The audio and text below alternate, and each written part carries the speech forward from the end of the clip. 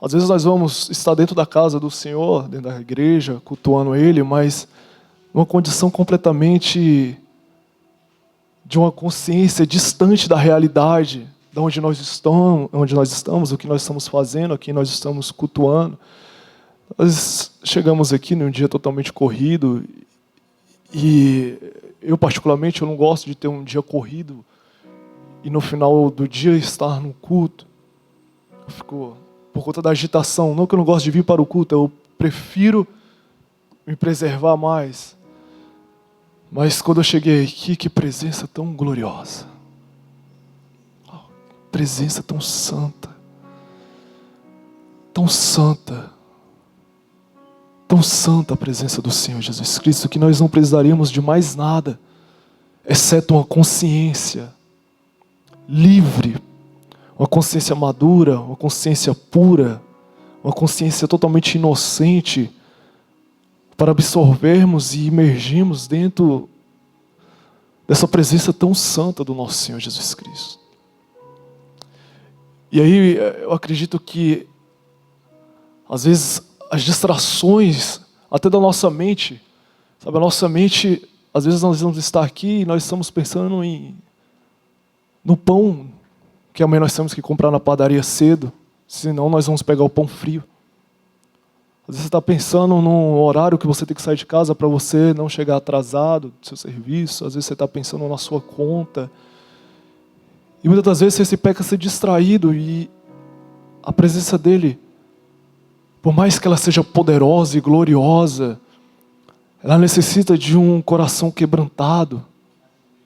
Ela necessita de um espírito totalmente humilde. Sabe, quando ele entrou naquela cidade, ele não entrou com uma coroa de rei, chamando a atenção, fazendo alvoroço. Ele entrou com tanta simplicidade, que aqueles que não eram simples não poderiam perceber que o rei estava entrando, montado numa jumentinha. Então, às vezes, se nós não estivermos numa condição de humildade, ele vai entrar na simplicidade, porque ele é simples, ele é humilde, ele é rei, ele é glorioso, mas ele é simples, ele é humilde. Se nós não estivermos na condição adequada, nós vamos perder. Ele vai passar. São visitações. Nós não podemos perder as visitações do Senhor. Você tem que batalhar contra a distração. Você tem que batalhar para a sua consciência se tornar uma consciência cristã. Nós temos que batalhar para a nossa consciência se tornar uma consciência cristã.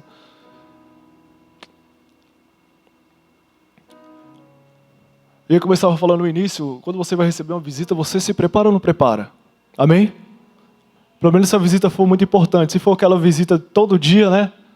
Daquele vizinho que todo dia vai lá, às vezes você até se esconde para ele não te achar em casa, né? Só vai lá só para comer da tua comida. Mas quando vai aquela visita importante, você se prepara. Você vai preparado. Arruma. Fica preparado para receber. E talvez seja uma reflexão tão simples, mas eu acredito que nós deveríamos vir mais assim para a casa de Deus, e não só vir, mas permanecer. Porque uma consciência rasa no Evangelho,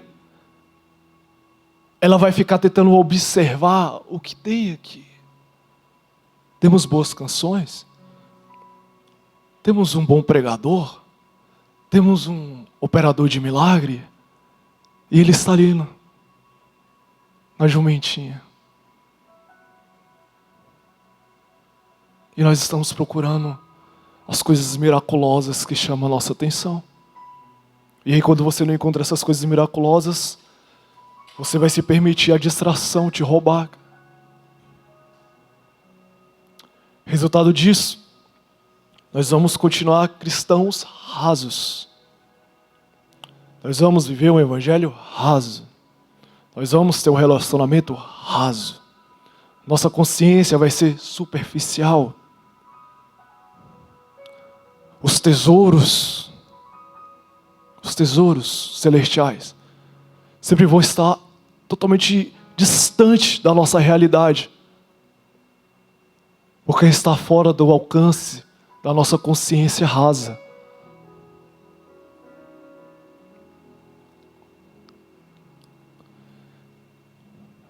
Eu fiquei ali, eu falei, quem é que vai pregar? Conversei com o pastor Jatos, conversei com o pastor Naldo.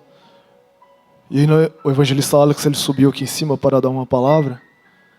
E antes de ele subir, eu falei, veio uma palavra, eu falei, Senhor, será que é isso? Aí o evangelista Alex subiu, ele falou algo muito importante aqui. Ele falou assim, Deus, ele é um Deus de relacionamento.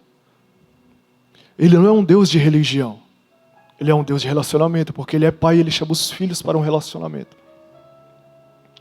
E foi justamente o que Deus estava falando ali comigo, o Espírito da Verdade estava falando comigo. Eu falei, é realmente isso. Essa falta de relacionamento com Ele faz às vezes nós estarmos na casa que é dele, mas a falta da intensidade e da realidade do relacionamento com Ele, por mais que você esteja na casa dele, ou você esteja como um cristão, a realidade da presença dele se continua distante para você.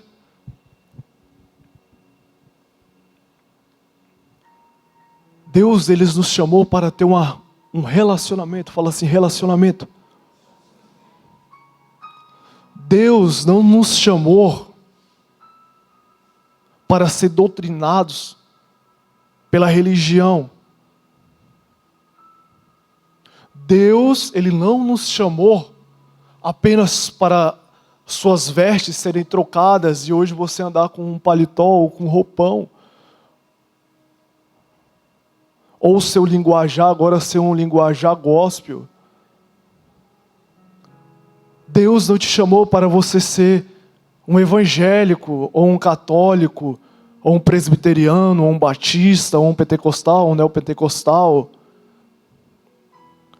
Deus, ele te chamou para um relacionamento. Você pode estar na melhor congregação do Brasil, você pode estar no melhor ministério, você pode estar aonde se manifesta com grande poder os 5 ministérios, ser farto o ministério. Mas se você não tiver relacionamento com Ele, você vai ser desprovido da realidade do reino dEle. Você vai ser cheio das coisas do homem. Você vai ser cheio das coisas da religião. E o pior é que isso pega. E o pior é que isso nos acostuma. E o pior é que isso vira uma verdade. Não foi para isso que Ele nos chamou. Deus, quando criou o jardim, lá no Éden, Ele criou um relacionamento com Adão e logo após com Eva. Deus não criou a igreja X, colocou uma placa. Ele criou o homem e a mulher para se relacionar com Ele. A Bíblia diz que na virada do dia, Deus vinha ao encontro do homem. Ao encontro. Fala assim, Ele sempre vem ao meu encontro. Quando Adão estava pronto, Adão percebia a presença dele. Mas quando Adão foi distraído pelo pecado, ele se escondeu da presença dele. E o pior é que isso se acarreta até hoje, porque nós continuamos nos escondendo por inúmeros fatores, a qual eu já citei algum deles aqui. Bispo, mas não é intencional, não importa. Ainda que não seja intencional que você esteja fazendo isso, da mesma forma você vai perder a visitação dele. Ah, bispo, mas eu busco ele na minha casa, legal, isso é bacana. Mas por qual motivo será que ele vem visitar os santos quando estão reunidos? Deve ter algum propósito nisso.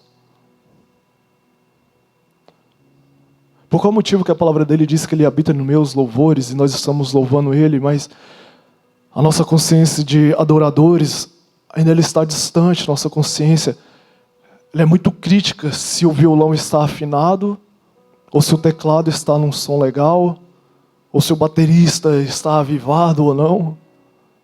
Nós somos muito críticos.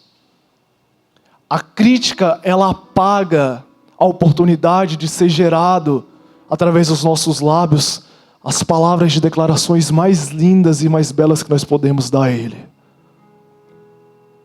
A crítica, ela anula.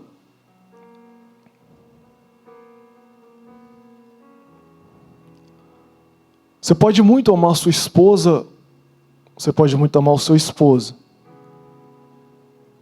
Mas se você permitir que a crítica comece a entrar de uma forma desgovernada, as palavras que antes você declarava de amor para o seu cônjuge, elas vão ser totalmente abafadas pelas críticas. Então nós nos tornamos críticos por tudo que está acontecendo nessa era atual, por tantas coisas modernas,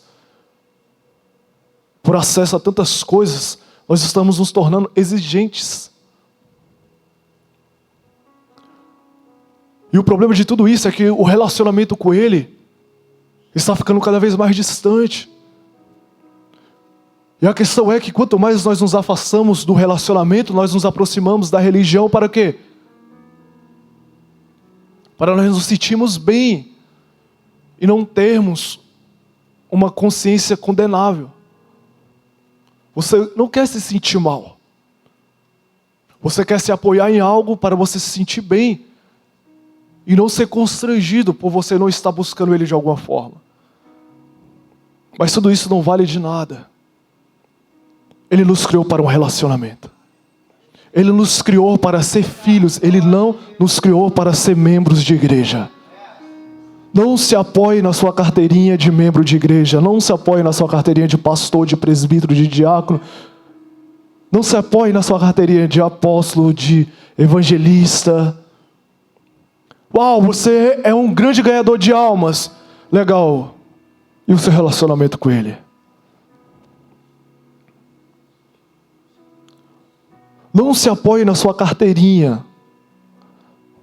Se apoie na sua identidade de filho, cara. Ele te criou para ser filho.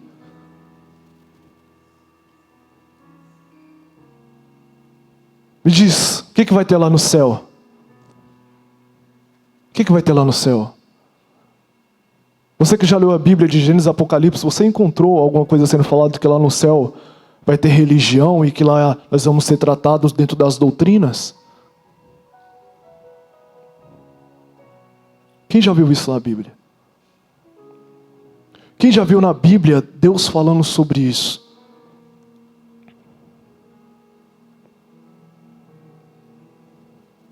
Olha o jeito que Deus, olha como é que Ele nos chama.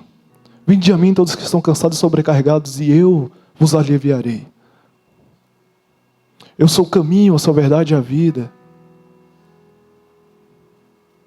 Aprendei de mim que sou manso e humilde de coração. O tempo todo Ele está chamando para um relacionamento. O tempo todo Ele está chamando para um contato.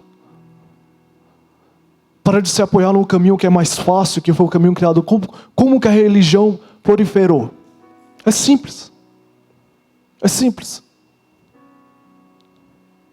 Quando o homem não decide mais se sacrificar pelo relacionamento com Deus, ele cria algo que parece um caminho para se chegar até Ele. É muito simples. Quando o homem não consegue mais se submeter ao governo, ao senhorio do Espírito Santo, ele cria suas próprias regras, para não ficar nada muito escandaloso e parecer que ainda a igreja está buscando a Ele. Não, irmão. Não. Como nós saberemos que a igreja está buscando a Ele, se a igreja se parece com Ele? Isso anula as falhas? Não. Não anula as falhas. Mas até em meio às falhas o nome dele é glorificado na igreja que busca ele. Como? Arrependimento contínuo, pedido de perdão contínuo, constrangimento contínuo, choro contínuo. Choro por quê? Emocionalismo? Não. Choro de quebrantamento. Quantas vezes você não já chorou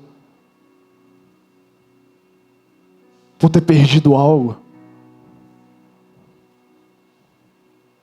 Nós não precisamos perder algo dele para chorar. Só a sensação que nós fizemos algo que nós podemos perder, isso já é o suficiente para nos constranger, porque nós entendemos a riqueza que se encontra nisso. Sabe, quando você começa a valorizar o seu relacionamento com Deus, que você cuida daquilo como uma pedra preciosa, qualquer ato seu que foge do estatuto dele, por mais simples que seja, isso vai te levar a um constrangimento para que rapidamente você se recoloque na sua posição de filho com ele. Você não posterga aquilo porque você valoriza e você entende a importância do que se relacionar com ele. Se você ainda não tem essa consciência, é porque ainda você não atingiu a maturidade do que é se relacionar com ele. Você está apoiado em muita coisa que não é ele. Se parece com ele, mas não é ele.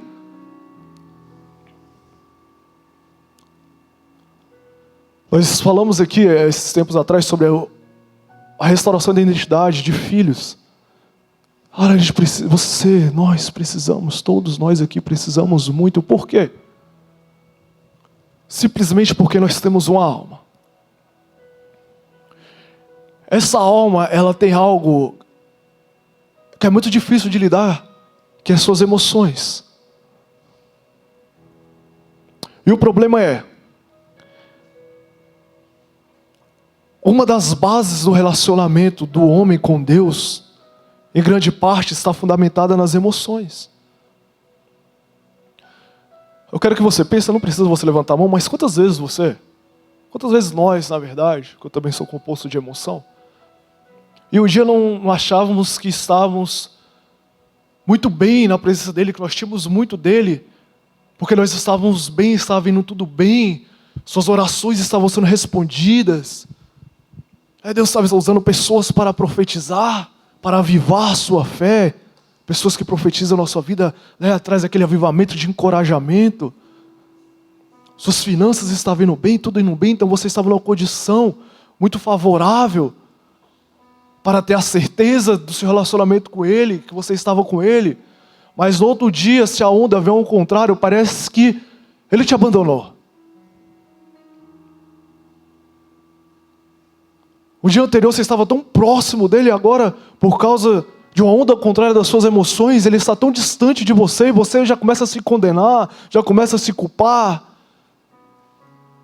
Retrato disso. Muitas pessoas se afastando, se desviando do caminho por coisas e motivos banais. Por quê? Por causa das emoções. A sua emoção, ela não define o seu relacionamento com Deus. O que define é aquilo que ele falou. As suas emoções, na verdade, não definem quem é você.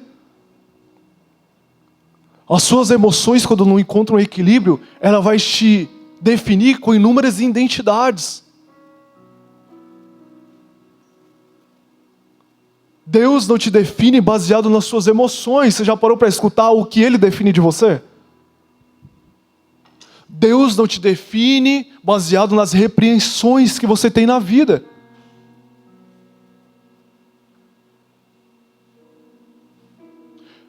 Eu vou ser bem breve nessa mensagem, vai ser bem pontuada.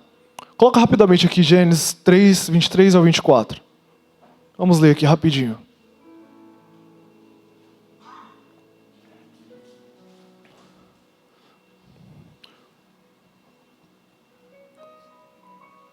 Eu quero falar de 4 pontos aqui rapidamente.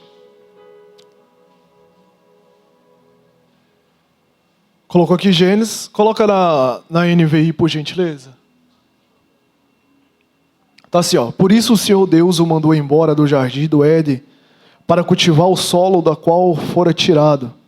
depois de expulsar o homem, colocou a leste do jardim do Éden querubins e uma espada flamejante que se movia guardando o caminho para a árvore da vida.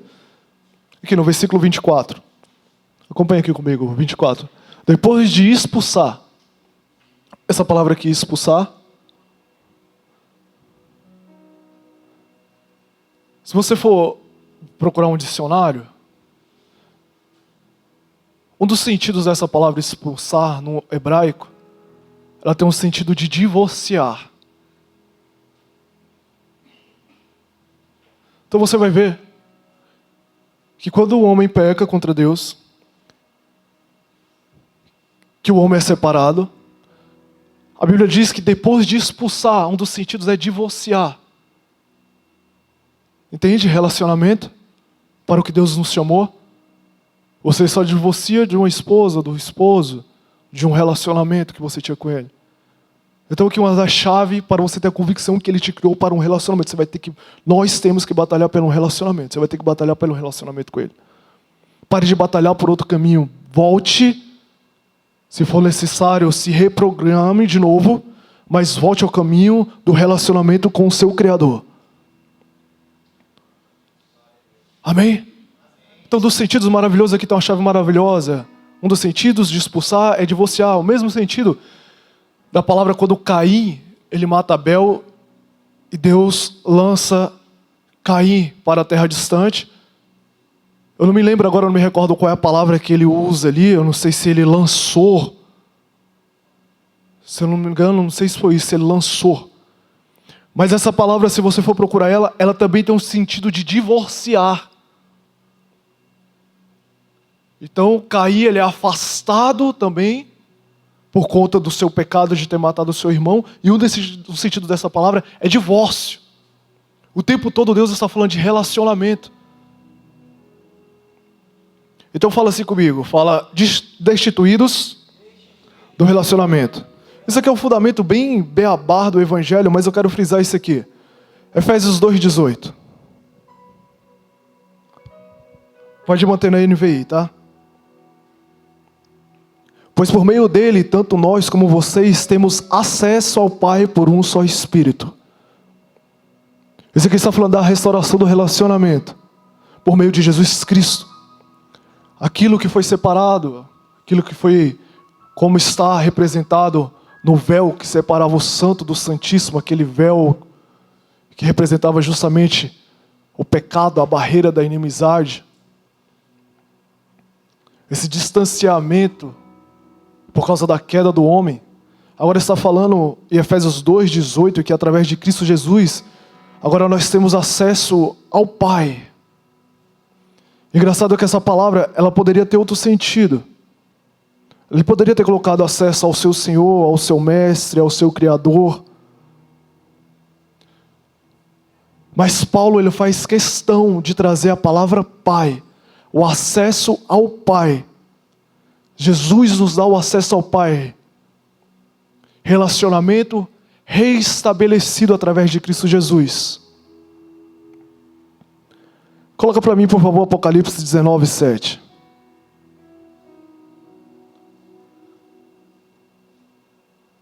Bispo, eu já sabia que é um relacionamento. Pois bem, eu quero que isso fique ainda mais registrado na sua vida cristã. Olha que lindo o que diz agora em Apocalipse 19:7. Olha o que vai acontecer. Olha o grande finale que está em Apocalipse. Olha o que aconteceu lá em Gênesis. O divórcio, a separação que houve. No antigo jardim do Éden. Agora olha o que vai acontecer no novo jardim que está reservado para nós. Tu tem que ser crente, irmão. Olha isso aqui. Leia aqui para mim essa primeira palavra. Não, vamos lá, você tem que ser crente. O que é isso? Vamos alegrar-nos e dar glória. Dá glória aí, crente. Pois chegou a hora do casamento. do Cordeiro e a sua noiva. E a sua noiva já se aprontou.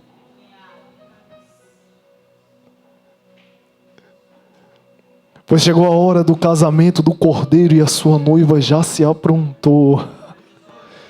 Aí houve a separação, houve o divórcio. Fomos separados. Saímos da nossa morada, a qual foi preparada pelo Criador, e agora estamos retornando. E está sendo restabelecido plenamente o relacionamento, o qual foi perdido lá no Jardim do Éden. E a noiva já se aprontou. E o casamento, ele vai acontecer porque já está determinado. O relacionamento pleno com o nosso noivo, a intimidade plena com o nosso noivo, ela já está determinada. Nós teremos um relacionamento que nada, suas emoções, a sua alma, os seus sentimentos, as suas dificuldades, as suas debilidades, as suas dores, as suas lutas, os seus traumas, nada será mais véu, nenhum véu na sua vida para te separar do relacionamento do seu Deus. Nós iremos casar com o noivo e será reestabelecido o relacionamento original criado por Deus com o homem. Pois bem, está aqui um fundamento glorioso. Então Deus nos criou para um relacionamento. Mas hoje nós vivemos com grandes obstáculos para vivermos esse relacionamento. E aqui eu vou citar alguns pontos e eu vou finalizar brevemente essa mensagem. Escute isso, a instabilidade de relacionamento do cristão para com Deus está ligada às emoções confusas. Então, uma instabilidade, uma hora você está bem com Deus, e outra hora você já não está. E não tem a ver com Deus, Ele continua sendo o mesmo. A Bíblia diz que Ele é o mesmo, não há variação de dúvidas nele. Ele é o mesmo ontem, Ele é o mesmo hoje, eternamente Ele vai ser o mesmo. Ele é fidedigno. Ele é fiel para sempre. Ele não muda de acordo com as nossas circunstâncias. O caráter dele, o caráter de Deus não muda de acordo com as nossas circunstâncias. O que Ele determinou para você não é abalado de acordo com as nossas circunstâncias. A questão é a confusão nas nossas emoções que traz instabilidades de hora nós estarmos bem e outra hora estarmos mal com Ele. Coloca para mim, por gentileza, Tiago 1:8. Vou ser bem pautado agora. Vou falar bem pautadamente. Tiago 1:8. Olha aqui, coloca na King James Fiel. Vê se tem ela aí, por gentileza. Na Fiel, essa é atualizada. Se não tiver, eu leio aqui, não tem problema. Não tem, né? Ok. Olha só, se você tiver a King James Fiel, acompanha comigo. Olha como é que está. O homem indeciso é instável em todos os seus caminhos. Fala assim, instabilidade de relacionamento. Isso, então está falando aqui que o homem indeciso, ele é instável em todos os seus caminhos. Agora, coloca aqui na NVI. A mesma passagem. Tiago 1:8. Ele diz assim, ó. Na NVI a tradução está assim. Pois tem a mente dividida e é instável em tudo o que faz. Vamos lá, essa palavra mente dividida, se você buscar a origem dela, ela tem o mesmo sentido de alma dupla. Então, essa palavra mente dividida ela é o mesmo sentido de alma dupla, ou seja, você tem mais de uma personalidade. Você tem sua alma e você tem uma alma, um comportamento nas suas emoções, nos seus sentimentos, criado por algum trauma, alguma ferida, alguma instabilidade. Você está me compreendendo? Então vamos lá. Eu quero falar aqui, existem vários fatores que podem ocasionar isso. E uma hora você tem um comportamento, outra hora você tem outro. Você é completamente instável e você não tem uma identidade fixa. Você cria uma personalidade de acordo com traumas e feridas a qual você obteve no decorrer da sua vida. Isso é o que mais acontece. Isso é o que mais acontece. São pessoas que criam personalidades para agradar as outras. São pessoas que acabam sendo pessoas, acabam tendo atitudes que não é dela mesma, mas ela faz aquilo para agradar alguém. Aquilo não faz parte dela. Mas o fato da mente dividida, a instabilidade emocional acaba gerando esse tipo de comportamento na pessoa. É isso que Tiago está dizendo. Uma das maiores causas, um dos maiores fatores que pode trazer esse tipo de problema de dupla personalidade é algo muito comum e o que o nosso mestre passou muito, que está descrito em Isaías 53:3, se eu não me engano. Jesus, se vocês observarem no Evangelho, o que mais aconteceu com Jesus quando estava na terra? Ele foi rejeitado pelos homens. Isaías 53 diz da rejeição, que ele seria rejeitado, que nele não se encontrava formosura alguma. Não havia nada que pudesse atrair as pessoas e por conta disso, ele foi rejeitado. Aí o problema está justamente no que eu falei no início, que ainda hoje isso continua acontecendo. As pessoas, quando não encontram a formosura que elas esperam dentro da igreja, elas continuam rejeitando a Cristo. Continuam rejeitando o Cristo. Então, um dos fatores das pessoas hoje terem esse tipo de personalidade, um dos fatores mais predominantes que acontece, é algo chamado rejeição. Jesus passou muito por isso, ele foi muito rejeitado. E como nós falamos aqui da restauração e da identidade de filhos, dentro dessa restauração, se tem algo que nós precisamos ser restaurados, são nas feridas de rejeição a qual nós passamos.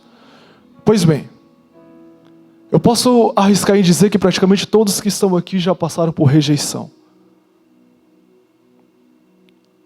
Eu não estou falando do grau da rejeição que você passou.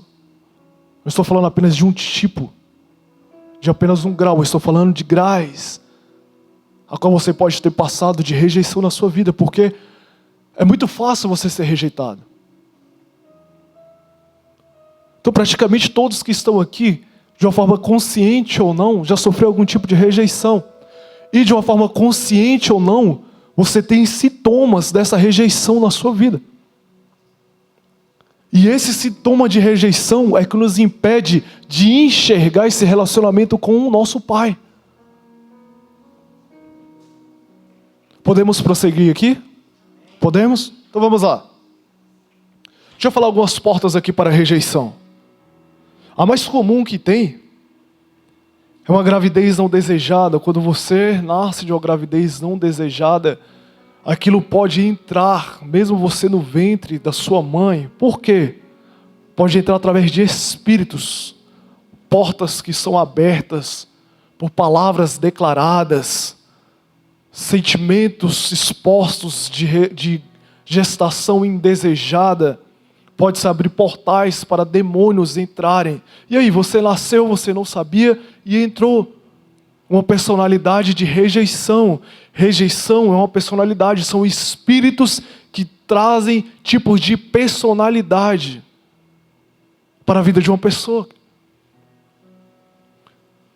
Então você pode ter uma personalidade, você pode ter um comportamento gerado pela rejeição, desde o ventre da sua mãe, e hoje você ainda não saber que você tem isso, e tem comportamentos da sua parte, tem situações que te atrapalham com o seu relacionamento com Deus, que pode ter sido ocasionado através dessas rejeições, e você não sabe disso. Posso continuar? Nós temos várias portas de rejeição, mas eu quero citar aqui apenas algumas, talvez as mais predominantes. Favorecimento de pais entre filhos. Quem não já viu isso aqui? Dentro da casa tem mais de um filho e os pais favorecem mais um filho do que o outro. O que vai acontecer com aquele que está sendo desfavorecido? Rejeição.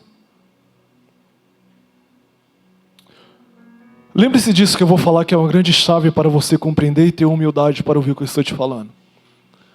Nem sempre a rejeição vai entrar com algo que você percebeu. Meu pai, ele foi muito mais favorável com meu irmão ou com a minha irmã, e aquilo me trouxe uma grande dor, e eu senti aquela rejeição. Não, nem sempre vai ser assim. Pode passar um sentimento de uma forma muito sutil e atingir a sua personalidade, cara. Então você que é pai, cuidado de você ficar favorecendo. Ah, mas é porque é o mais novo, vou ter que dar atenção para o mais novo. Cuidado.